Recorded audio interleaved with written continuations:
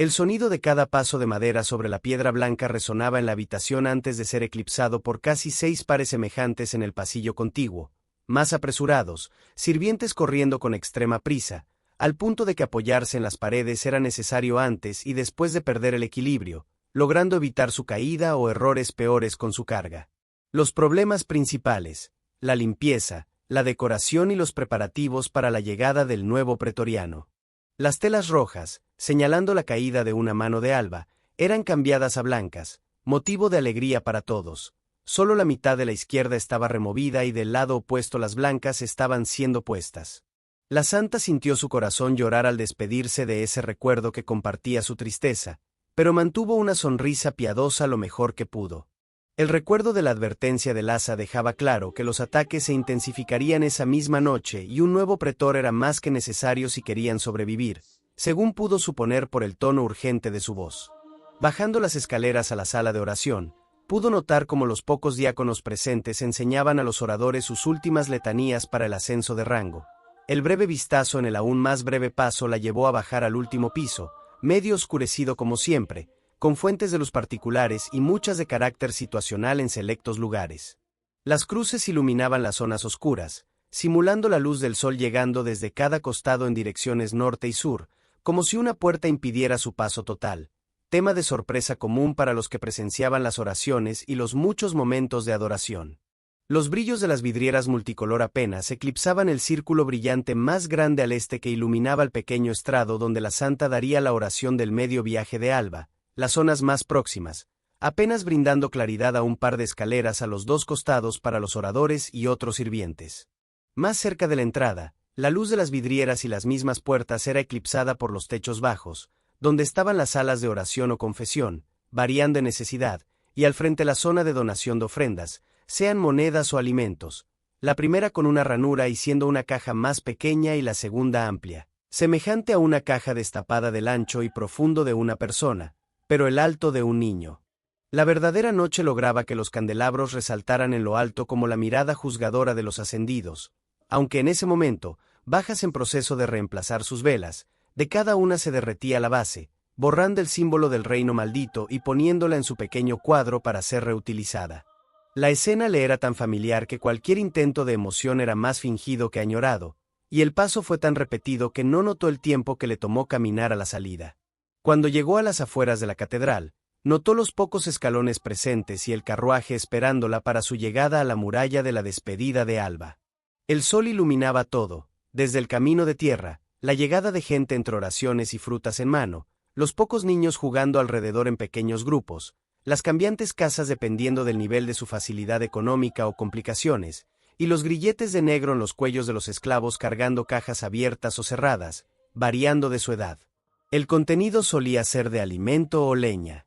Lo mismo aplicaba a la gente común con las cajas vacías, tan solo agradecidos de que la llegada de las tropas les permitiera ir al bosque a recolectar leña para poder pasar los próximos días con más alimento al cambiarla en el castillo.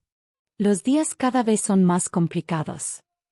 Suspiró mientras iba al lado opuesto de su ingreso, a la ventana del carruaje. Lo mismo por aquí, mencionó con aburrimiento viendo en medio de los huecos de la madera. El conductor no supo si responder con alegría o duda y decidió mantener el silencio. La forma de expresarse de la santa rara vez mostraba apatía, menos en un día como ese, y en su mente le llegó el posible lamento del anterior pretor, con quien se especulaba por todos que tenía una relación más que de servicio a Alba. En la despedida de Alba, fue más bienvenida por cuantos ya estaban allí y llegaban, mientras los oradores y diáconos se ponían en posición, junto a la guardia blanca y con ello la joya de la corona en el recibimiento, runa, con la vestimenta blanca con dorado, un porte sereno y regio. Santa, es agradable ver que se encuentra bien y bendecida por Alba, saludó con alegría bien contenida. El rey se inclinó levemente, esperando que su nueva corona resaltara lo suficiente para ser tema de charla. Igualmente, Sev ofreció la misma muestra de respeto casi al mismo tiempo. ¿Se encuentra usted bien de salud? Algo más animada por encontrarse con una cara familiar, devolvió su mente al presente. En la última batalla tuvo problemas, por lo que recuerdo. Mi condición ya no puede ser mejorada y este evento es demasiado importante como para poder dejarlo por heridas menores. Sintió decepción que guardó muy dentro de sí mismo y atendió a sus propias palabras que cargaban la verdad que debía respetar. Es la primera vez que un heredero de la Casa Sol vendrá a Runa. También es el tercer mural que se añadirá a la catedral. Devolvió la mirada al camino con dificultad, en espera de saber algo más de la vida de la santa en el mural que llegaba. Tengo entendido que usted cuenta con 3 espacios vacíos aún en su catedral. Sí. Fingió una sonrisa apacible, consciente de que su pasado volvía a recordarle su deber actual. Fue una vida cuanto menos complicada de llevar. Quizá, por fin, veamos su coronación. Espero poder hacer alguna charla con el tema. Oí que es normal que el segundo o tercer mural lo porte. Ya somos 2, Rey. No pudo impedir la incomodidad, pero sí pudo dejarla de lado rápido. El tie. La conversación se interrumpió al oír los tambores en lo alto de la muralla y las armas llegando en una marcha que simulaba ser pesada, o el golpe de los escudos y las espadas, que pronto se coordinaron con los pocos que tenían alrededor, y más al ver cómo la armadura blanca con bordes dorados era visible en el horizonte, justo al mediodía, como siempre se aclaraba en la procesión y las huestes llegando por detrás, ropa interna de un tono amarillo y mantos blancos que solo cubrían el torso y bajaban como túnicas, lanzas de metal multicolor y variaciones de otros metales en hachas o espadas, sin un orden que cualquiera pudiera discernir.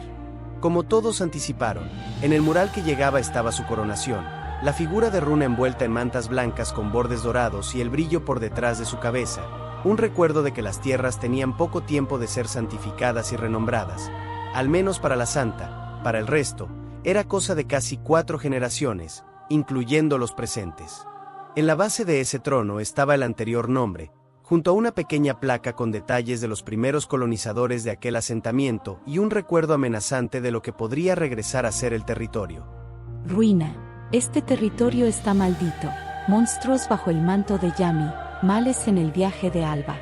Hoy ha muerto mi defensor y un pretor. Apenas quedamos Puck. Muchos leyeron las primeras partes del párrafo y se dedicaron a ignorarlo. Continuando la costumbre, el rey pasó a la cabeza de la fila derecha, dejando pasar a los herreros con sus armas más vistosas y más elegantes, otros con armas más robustas, pero bien pulidas, unos pocos con armas contundentes y poco cuidadas de aspecto, pero igual de útiles, y cerca del ingreso, las dagas o armas sin afilar. Los más empobrecidos solo llevaron lingotes de metal, en oferta de fabricar lo que el pretoriano quiera. A la izquierda, la santa dio paso a los diáconos, luego a los oradores y, posterior a ello, a los aprendices y al final, los últimos 3, personas humildes de ropas incluso más simples, de tonos cafés o verdes poco vivos, en esperanza de ser escogidos como escuderos y poder formar parte de la Santa Fe. Solo 2 estaban por petición de la catedral en ausencia de los habituales guerreros escogidos. A posteriori, notaron por fin cómo el camino era eclipsado por el paso de todos los guerreros y con ello el recuerdo de la procesión y una sorpresa incluso más visible. La armadura del pretoriano era de un blanco perla, solo tenía los bordes dorados y nada más, señal de pureza sí, pero al mismo tiempo la falta de afiliación. Este pretoriano será alguien interesante. La santa examinó con detenimiento hasta que llegó al frente suyo y se puso a caminar a su lado por la izquierda, un paso por detrás. Su vestimenta es demasiado simple. Por favor, que escoja alguno de mis allegados. Contempló al pretoriano seguir caminando impasible entre las muchas armas. Puse mucho esfuerzo en que mis herreros participaran. Si escoge alguno de ellos, estaré más que feliz. Los pensamientos se dejaron ver en el rostro de Sebastián, pero solo llegaron a ojos de sus súbditos. ¿Por qué no se ha detenido aún? Los pensamientos de ambas partes no hicieron sino congeniar en la idea de que el pretoriano era extraño, y la ausencia de un hombre en la armadura no hizo sino preocupar a las personas. Los casi 170 pasos fueron silenciosos por la tierra apenas húmeda, pero interrumpidos por una marcha más que clara de un paso compartido por todos los que ingresaban y solo detenida por la entrada. La santa entregó la daga a la joven chica y notó la ausencia de un símbolo de Alba que pudiera tomar y lamentó más ver como apenas un escudo de madera, pintado de blanco en el centro y negro el borde metálico medio cuadrado y la madera de color rojo. Una rápida duda, La daga en manos y el aún más rápido seguimiento al paso de la santa le hicieron desconcertarse al ser elegida, y luego la pregunta ¿puedo rehusar el puesto? Con el mismo pensamiento, un agarre más fuerte del arma, generó un rastro de sangre siendo notado en la izquierda por el descuido. Por su parte, el rey entregó las monedas y tomó el lingote, algo menos alegre que en su llegada, pero al mismo tiempo agradecido de que el objeto no fuera pesado. La procesión continúa hasta la plaza central, donde todas las tropas que defendían Runa, tanto la Guardia Blanca como los guerreros del rey, se mantuvieron firmes con gran orgullo, pero al igual que su público, la poca disciplina que tenían se perdió, reemplazada por el zoco la sorpresa cuando vieron a los acompañantes detrás de la santa y el rey, salvo las ropas del herrero. Bien pudo haber sido cualquiera del público. Todos estaban atónitos al ver cómo el pretoriano ascendía por los escalones de madera a la plataforma, y aún más al ver gente humilde al lado de figuras tan importantes.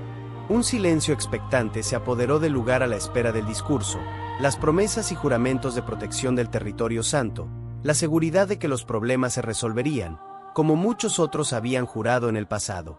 Cuando empezó, tanto sus acompañantes como el propio público voltearon la mirada al pretoriano, sacándose el casco, revelando un rostro, cuanto menos entrañable, y para los guerreros un rastro de vergüenza ajena que llevó a todos a dudar, pero mantuvieron la espera de los juramentos que pronto haría. Gente de Runa, soy Lucius.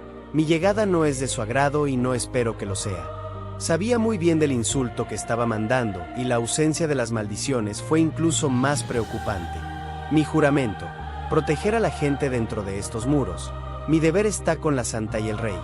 Extendió las manos como intentando ejemplificar el hecho, indicándolos por detrás, como ofreciendo una buena vista del paisaje. Las máximas autoridades aquí presentes, pero muy en el fondo de mi ser, siento que Alba me ha dado la oportunidad de probarme a mí mismo y también.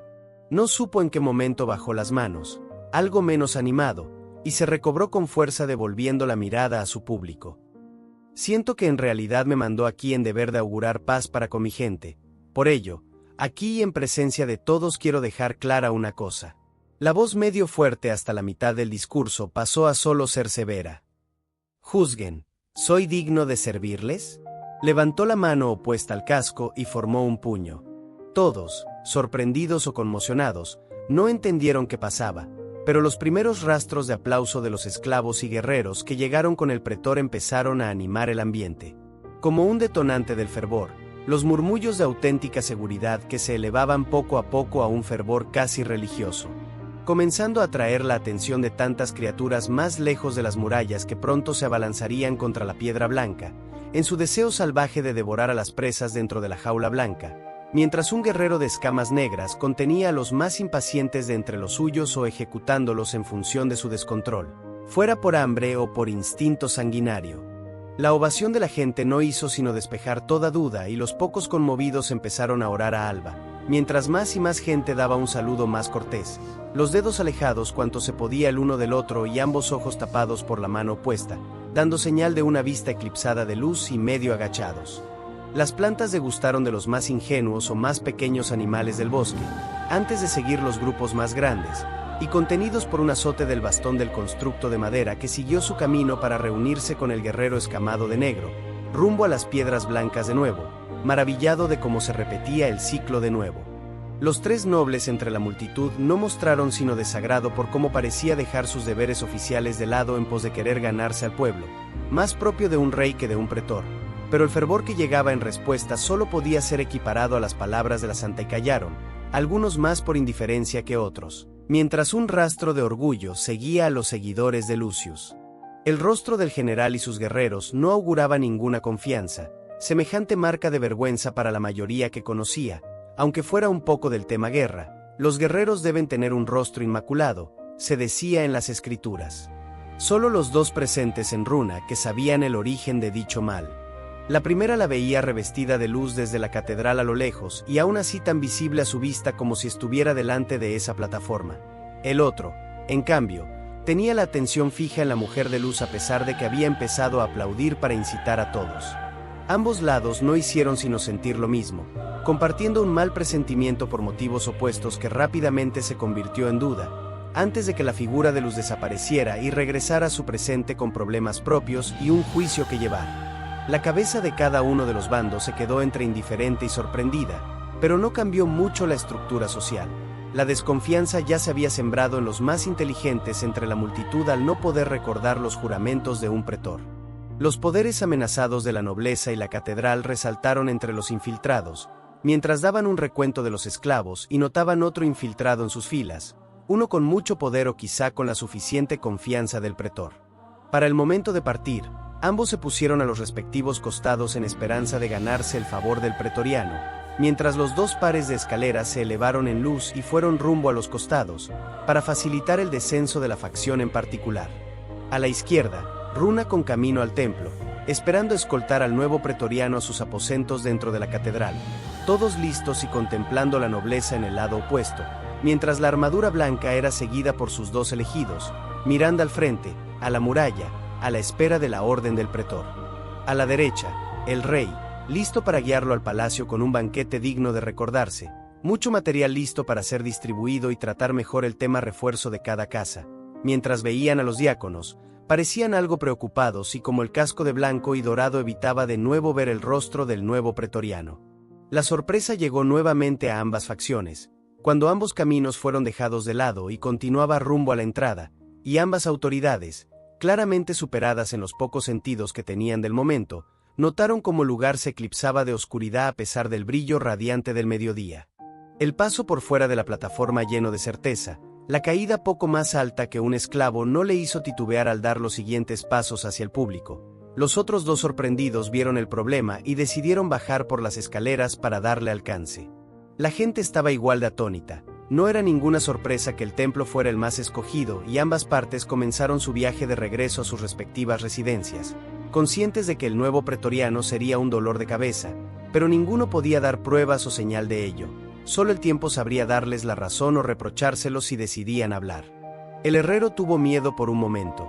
El motivo, casi tropezar con el lingote al final de las escaleras y tras recogerlo, corrió rumbo al camino que tomaba el pretor, avergonzado por un segundo desfile entre la gente, pero la cosa era diferente al ver el lugar perder su luz tan rápido.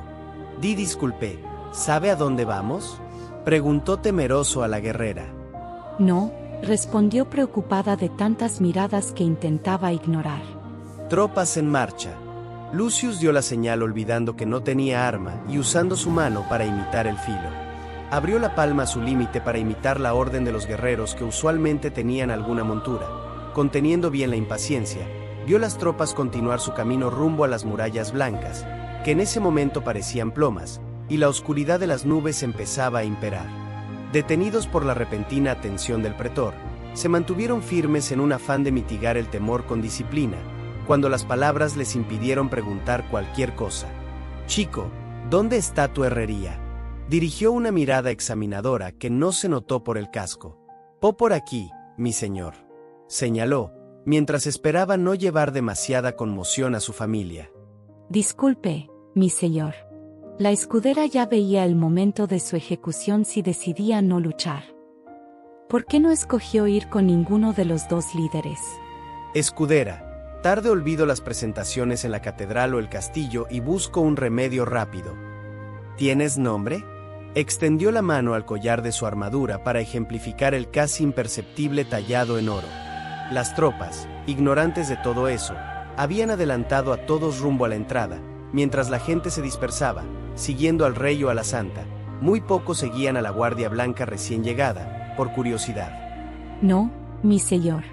No supo si Alba la ayudó o quizá Yami la reclamaba». «Veré que te pongan uno cuando el problema termine. Por ahora dime tus capacidades». Limito un poco su paso para no adelantar a ninguno de los dos, a uno por guía y a la otra por cortesía.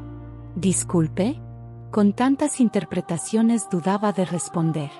«Forma de pelear, armas destacadas», indicó con los dedos, sin esforzarse mucho en ejemplificar. «Si conoces alguna preferencia, ahora es el momento de aclarar tu nuevo armamento». «Ya entiendo, mi especialidad es la daga y la espada corta. Por instinto elevo la daga que incluso había olvidado de dónde vino, pero continúo con prisa a elevar el escudo y ponerlo por arriba del mentón. Mi escudo principalmente lo uso para ataque o prevenir flechas». «¿Qué más?». Asimilo la información con rapidez. de tanto trabajar con la Guardia Blanca, mercenarios y más. Ese soy buena robando, mi señor. No supo por qué lo dijo, pero el arrepentimiento era fuerte. ¿Qué más? Desconcertado, mas no sobresaltado, continuó, repitiendo la pregunta. Nada más, mi señor, mi experiencia ante Alba es muy poca. Un destello de sorpresa la hizo dudar. ¿Ante Yami también? Había oído muchas veces esa pregunta y por primera vez la estaba usando, no muy seguro del significado que podría darle la gente. Fui esclava, acompañaba banquetes con cánticos principalmente. Se tomó del brazo derecho, logrando ocultar el desagrado de esos días. Me gané mi libertad al salvar a mi anterior dueño. ¿Qué más? Entendiendo un poco mejor el concepto, repitió por si acaso. Nada más, mi señor. Ya no sabiendo ni qué pensar, decidió guardar silencio. Si sobrevivimos, te empezaré a enseñar. Imagino a una guerrera ágil, no a una capaz, pero lo considero un pequeño sacrificio por continuar el plan de militarización del territorio. Las casas destartaladas por fin dieron lugar a una herrería ligeramente más pequeña que las casas, pero consciente de que sería fácil de recordar. Por detrás, las tropas seguían su camino rumbo al final de las murallas y un par de esclavos se quedaron haciendo de puntos de referencia para guiarlos más adelante. Aquí es mi señor, está un poco desordenado, así que pido paciencia. Retiró el atasco con el gancho y abrió la puerta en su totalidad. Paciencia es lo último que puedo darte. Tenemos prisa, llama para que entremos. Tarde notó cómo la puerta se abría y un pedazo de metal sonaba raspando madera. Pase, por favor. Ya no sabiendo qué más decir, se limitó a ir al mostrador, como tantas veces había visto hacer a su padre con los clientes. Dentro de la oscuridad, que parecía total, la antorcha fue prendida y con ello se reveló una cantidad pobre de armas y escudos, mientras notaban cómo agacharse era en parte necesario para no chocar con las cosas colgando, mangos de madera curiosamente cuidados, otros de metal, igual que todo lo visto hasta el momento, de colores muy variados. Escoge el arma que gustes y ponla en la mesa. Contempló cada espada y su apreciación bajó otro nivel al ya deplorable que esperaba y comenzando a lamentar la decisión. Muchas necesitaban mantenimiento o un filo para considerar las armas, mientras otras de madera tenían entre desgastes como grietas o problemas de quemaduras, pero la curiosidad de Lucius lo llevó a tomar un par de mangos colgantes y los bajó, mientras balanceaba, sintiendo el peso equilibrado. Sin duda para martillos de guerra. Dio por finalizada la búsqueda. Herrero, ¿cuánto tiempo te tomará afilar estas varas? Esas son para martillos. Afilarlos tomaría mucho tiempo. No le gustaba la idea de entregar algo de metal, en especial al ser un trabajo que nunca terminó.